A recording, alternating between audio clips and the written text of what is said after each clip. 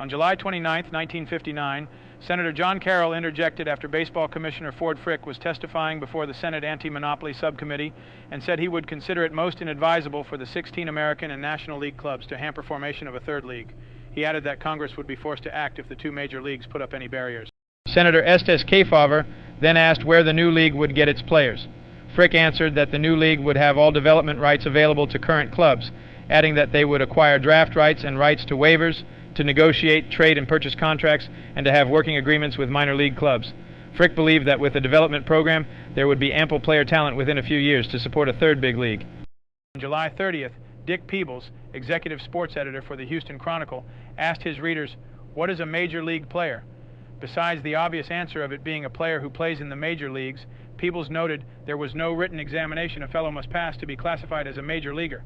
There were no physical requirements he must measure up to. To play in the major leagues, there were no rules that said a player must be able to run from home to first in such and such time, be able to throw a ball at such and such speed, or be able to hit a baseball any specified distance. All one had to do is have their name on the roster of a major league ball club, and they are a major league ball player. Another question Peebles postulated was, with the apparent shortage of Major League Baseball players, wouldn't it be better for the major leagues to expand than for a new 8-team league to form? It seemed to reason that it would be only half as difficult to man 4 new teams than it would be to man 8.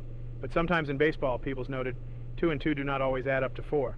Peebles added that any players that the existing leagues would turn over to new members would be culls, worn-out veterans, or youngsters who didn't have a chance.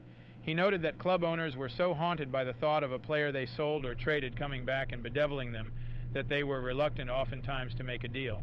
Peebles believed it was for this reason that the Continental League teams would have a chance to come up with some pretty fair players.